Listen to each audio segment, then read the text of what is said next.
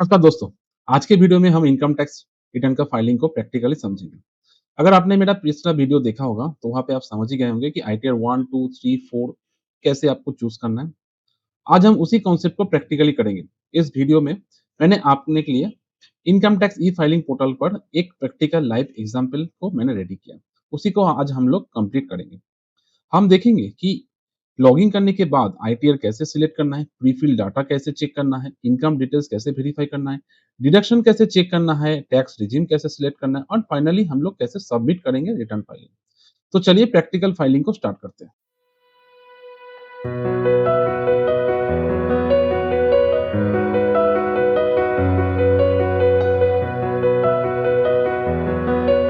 Filing के पहले कौन-सा डॉक्यूमेंट्स आपको रेडी रखना है। फर्स्ट है आपका पैन कार्ड, दूसरा आपका आधार कार्ड, तीसरा आपको बैंक अकाउंट डिटेल्स आपका अगर आप सैलरीड है तो आपको form 16, annual information statement, form 26 AS, bank और interest certificate, capital gain statement, deduction investment proof, जो भी आपका डिडक्शन हुआ है या फिर इन्वेस्टमेंट किया है, एफडी हो सकता है, आपका म्यूचुअल फंड हो सकता है, फिर अगर आपने इन्वेस्ट किया है तो उसका प्रूफ।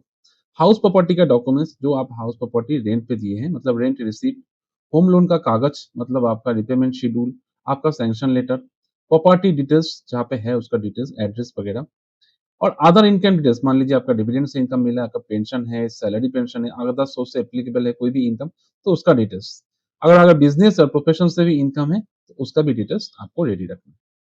अभी हम लोग ई-फाइलिंग वाला ऑप्शन में हम लोग आ गए लॉगिन में। यहाँ पे आपको सिंपली आपको लॉगिन करना है। लॉगिन करने के लिए आपको अपना यूज़र आईडी और पासवर्ड आपको एंटर करके आपको लॉगिन करना है। तो चलिए फटाफट लॉगिन कर लेते हैं। तो हम लोग लॉगिन कर लिए आईटीआर फाइलिंग सेक्शन में। सबसे पहले आपको यहाँ पे ई-फाइलिंग वाला ऑप्शन में आपको फॉर्म 26 एएस और एआईएस आपको डाउनलोड करना है। सिंपली है एआईएस और फॉर्म 26 है, इसके पहले भी मैंने वीडियो में आप लोगों को ऑलरेडी डिस्कस किया है।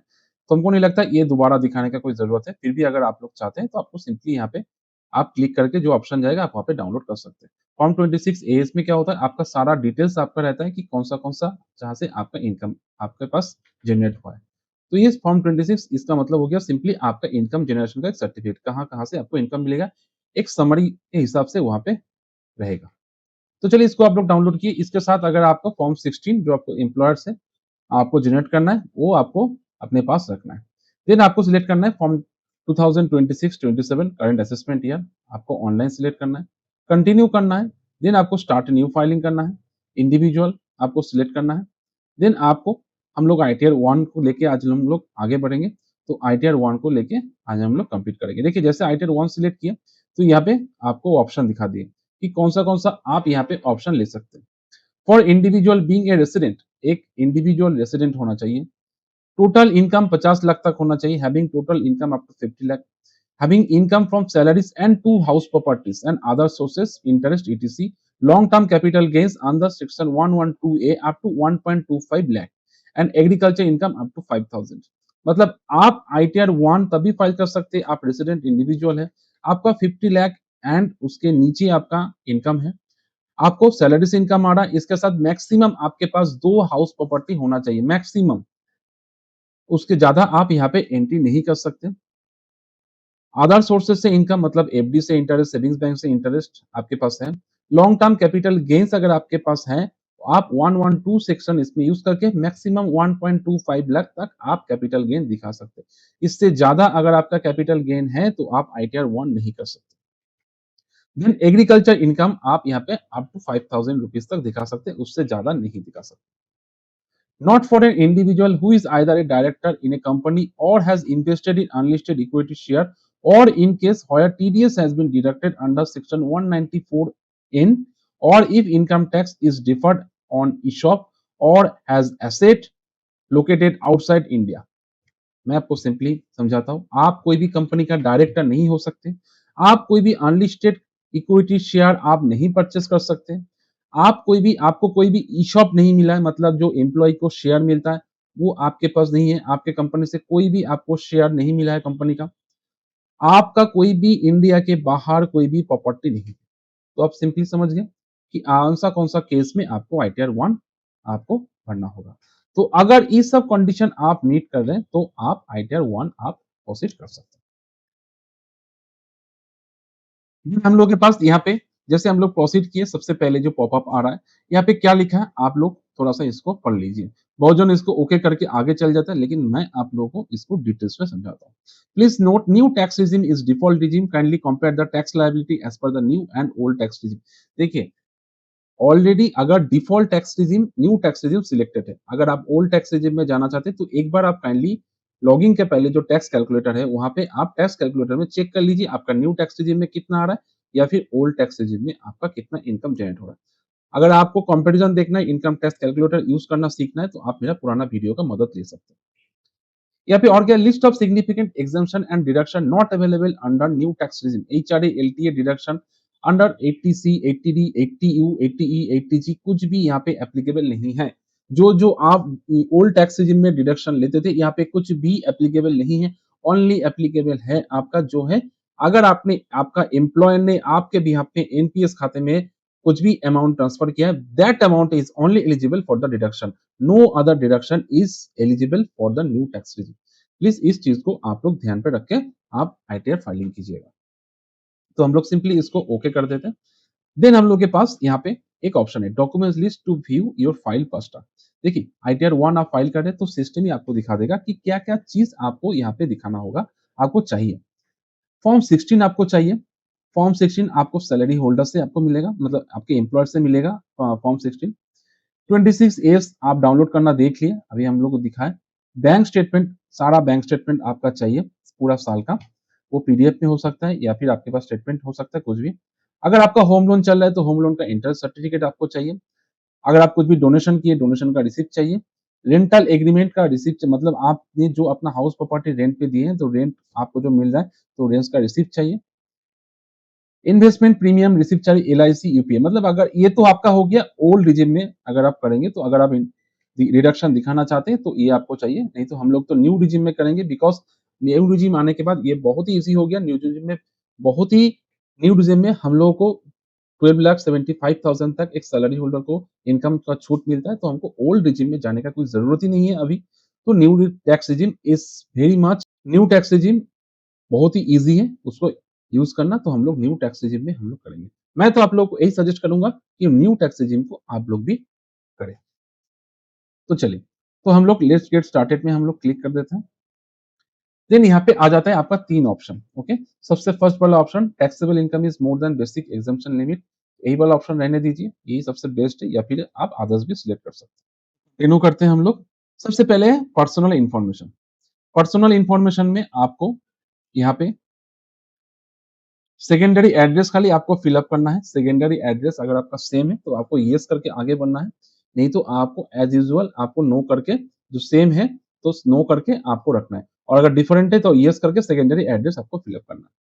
देन नेचर ऑफ एम्प्लॉयमेंट हम लोग अदर्स सिलेक्ट करते हैं, क्योंकि हम लोग अगर आप प्राइवेट में नौकरी कर रहे हैं तो आपको अदर्स सिलेक्ट करना है, और अगर आप स्टेट गवर्नमेंट और स्टेट गवर्नमेंट कुछ भी है, पेंशनर है, तो आपके हिसाब से आपको सिलेक्ट करना है।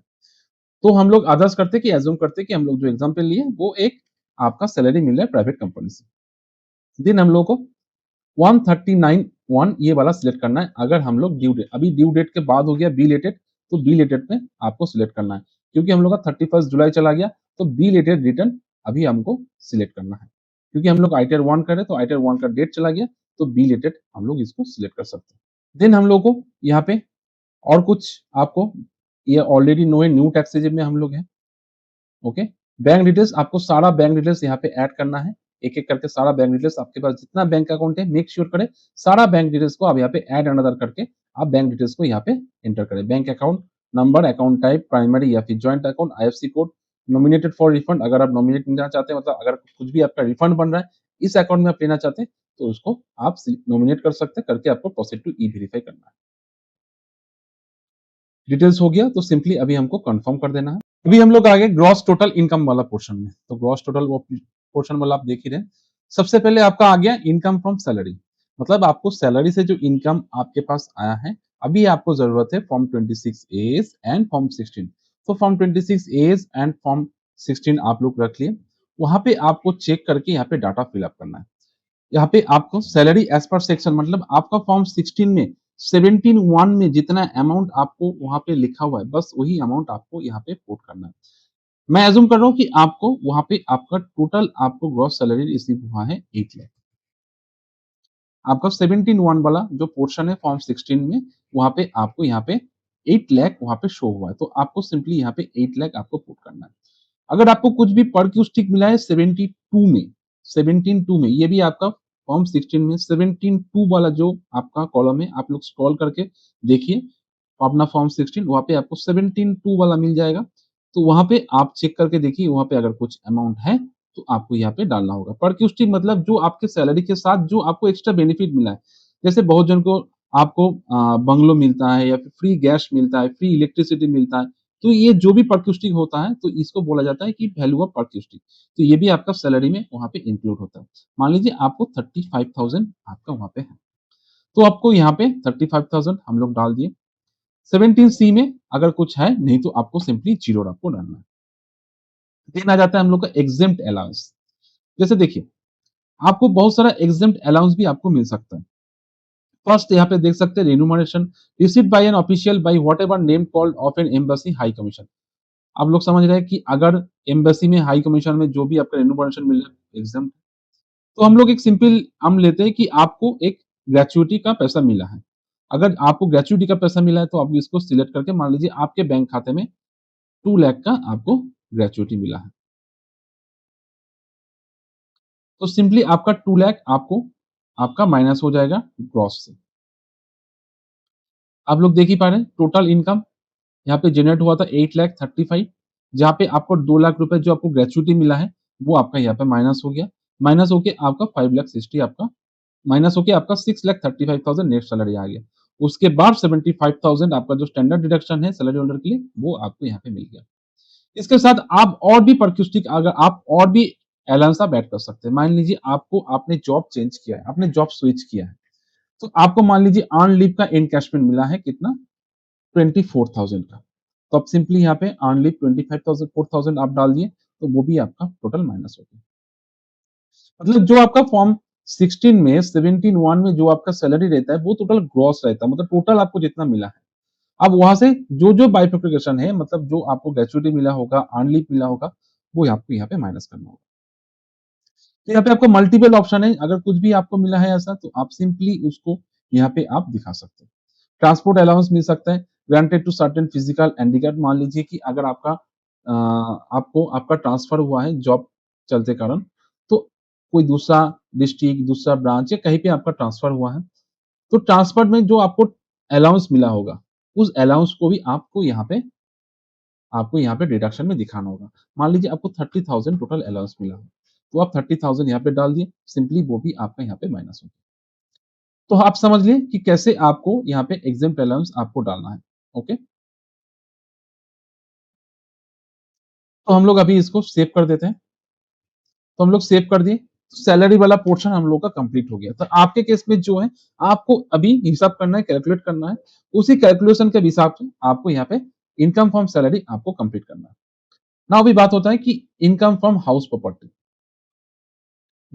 ऐड अनदर, सबसे पहले तो आपको एड्रेस प्रॉपर्टी का आपको एड्रेस डालना है, मतलब जहां पे आपका वो प्रॉपर्टी है, उस प्रॉपर्टी का आपको यहाँ पे एड्रेस डालना है। हम लोग एज्यूम करते हैं कि आपका house property Delhi, new Delhi,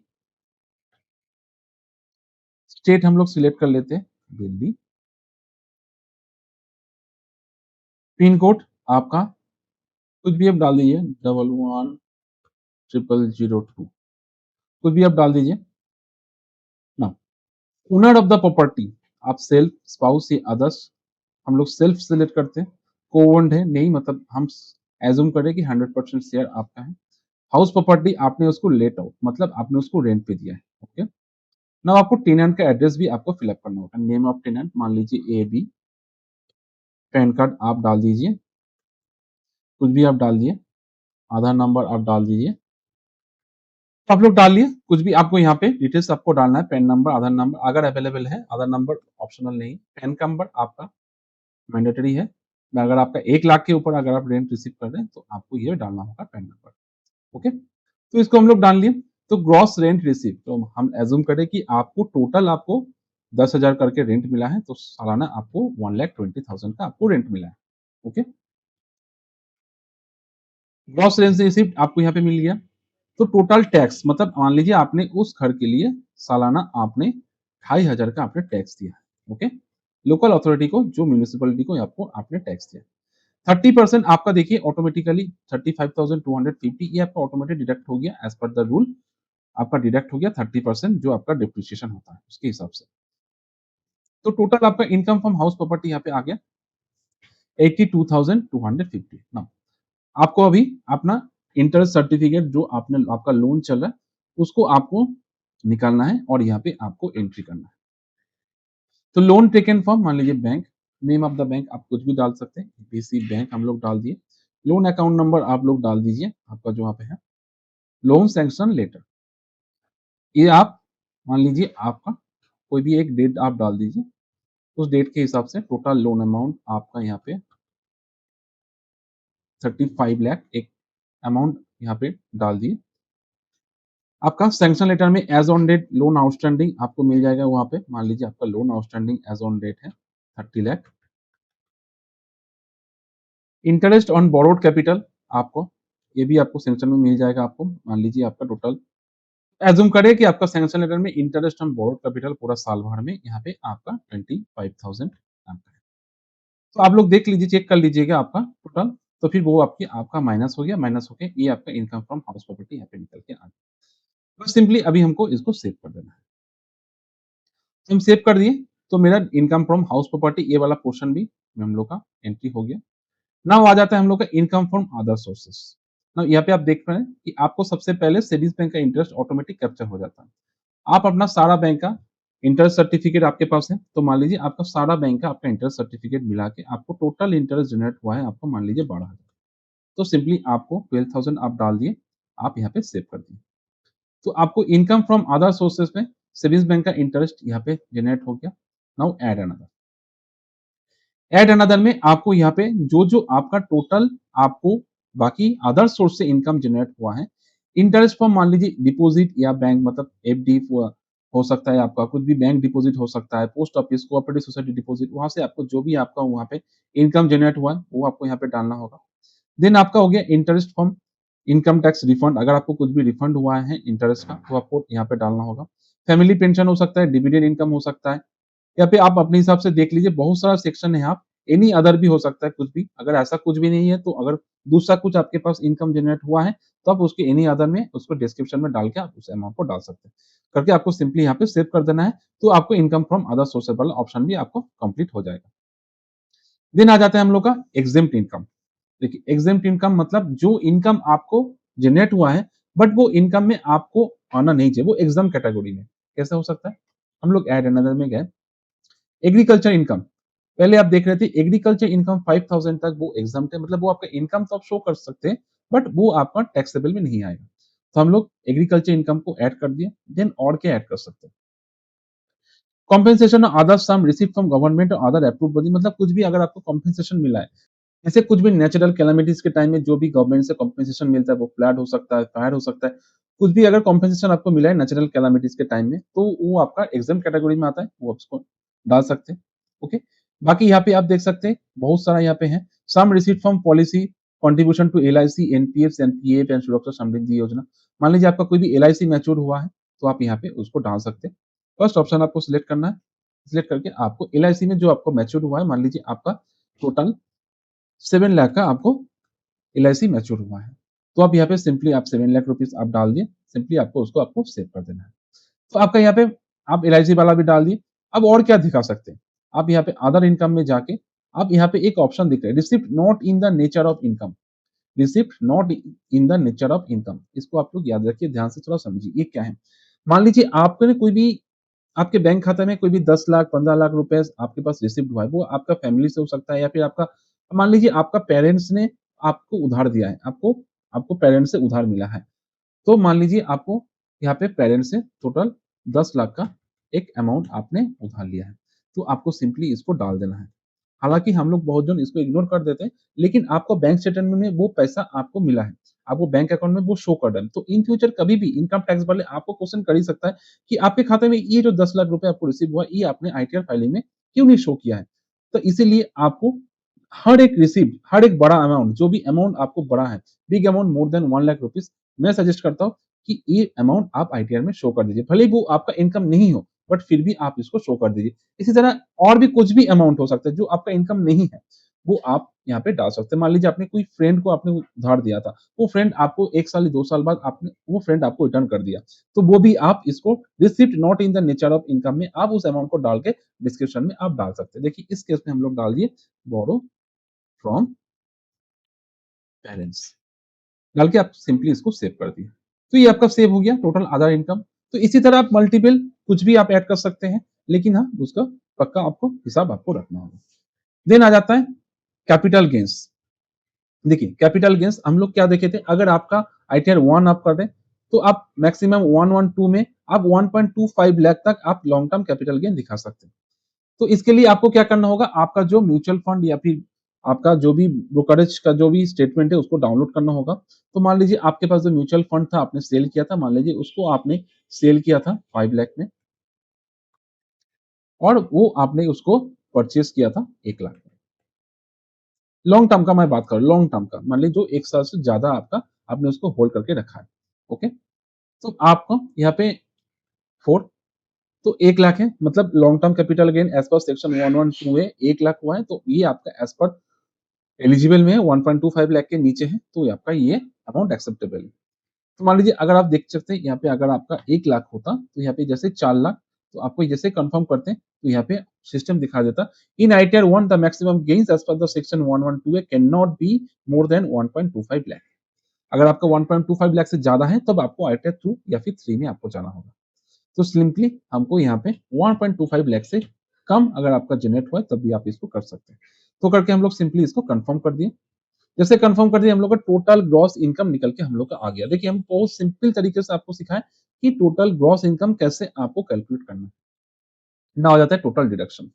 deduction में आपको कुछ भी आपका एलिजिबल नहीं है, only as per the new tax regime जो है आपका contribution to pension scheme by central government. अगर सेंट्रल गवर्नमेंट स्कीम में एनपीएस खाते में आपका एम्प्लॉयर ने कुछ भी आपके बिहाफ में डिपॉजिट किया है, तो वही आपको यहाँ पे मिलेगा। वो आपको कहाँ मिलेगा, आपका फॉर्म 16 में आप चेक करने से आपको मिल जाएगा कि टोटल 80cc D2 में कितना आपका एम्प्लॉयर ने आपके खाते में एनपीएस खाते में डिपॉजिट किया।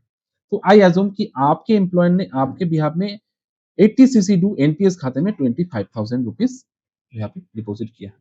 तो ये सिंपली सेव कर दिए, सेव करके आपको सिंपली कंफर्म कर देना है। तो आपको टोटल आपका टैक्स डिडक्शन आ गया। ना हो जाता है टैक्स पेड। अगर आपका कुछ जितना भी टैक्स पेड है तो यहाँ पे ऑलरेडी शो हो जाएगा, लेकिन अगर नहीं है, एडवांस टैक्स कुछ भी नहीं है, तो आपको यहाँ पे सिंपली इसको जो है एज यूजुअल रख देना है। अगर यहाँ पे कुछ भी आपका टीडीएस कटा था, आपको टीडीएस रिफंड कर लेना है, तो यहाँ पे ऑटोमेटिकली आपका शो हो जाएगा। अगर नहीं हो शो हो रहा है, आपके पास टीडीएस सर्टिफिकेट है, तो आप सिंपली उसको ऐड करना होगा। Tan deduction number, name of the deductor, income chargeable and total tax deducted कितना हुआ है। बहुत सारा केस में हम लोग का क्या होता है, टीडीएस डिडक्ट होता है। टीडीएस डिडक्ट होता है तो टैक्स कितना डिडक्ट हुआ है ये आपको एंट्री करके आपको सेव कर देना है। मेक श्योर करें आपको टीडीएस आपका होना चाहिए। जैसे अगर आपका सैलरी से जो भी अगर टीडीएस कटा होगा तो ये ऑटोमेटिकली आ जाता है यहाँ पे सिस्टम में। अगर बाय डिफॉल्ट नहीं आता है तो आपको जो टीडीएस सर्टिफिकेट आपके पास है, जो भी आपका टैक्स कटा है, टीडीएस कटा है सैलरी से, ये आपको यहाँ पे एंट्री कर देना। देन आपका आ जाता है TDS 2 details of tax deducted at a source of income other than salary.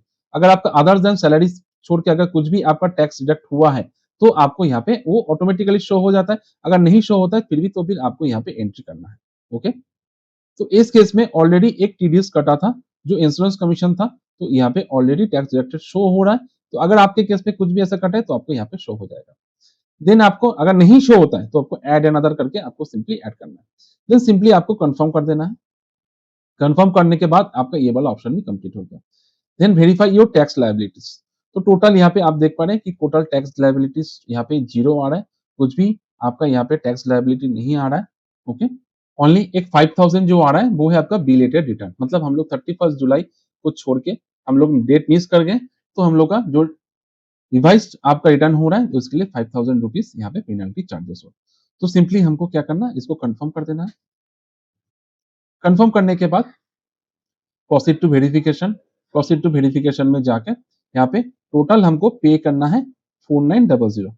पे करने के बाद आपको सिंपली आपका ई वेरीफाई करना है। ई वेरीफाई वाला ऑप्शन में आ जाएगा, आपको वहां पे जाके आपका लोकेशन और आपका जाके आपका लोकेशन डाल के आपको टिक करके आपको सबमिट कर देना है। टोटल डिटेल्स आएगा, डिटेल्स को चेक करके देन आपको उसके बाद ई-वेरिफाई वाला ऑप्शन में जाके ई-वेरिफाई करके आधार ओटीपी से आपको सबमिट कर देना। ये बहुत ही सिंपल है, बहुत ही ईज़ी है, आप आराम से इसको कर सकते हैं। अगर कुछ भी आपको उसमें दिक्कत आता है, तो आप हमको डायरेक्ट कमेंट कर सकते हैं, मैं आपको कमेंट का आंसर ज़रूर दूँगा। तो चलिए आशा करते हैं हम लोग आईटीआर वाला ये पोर्शन हम लोग कंप्लीट कर लिए। नेक्स्ट वीडियो में आपसे मिलते हैं।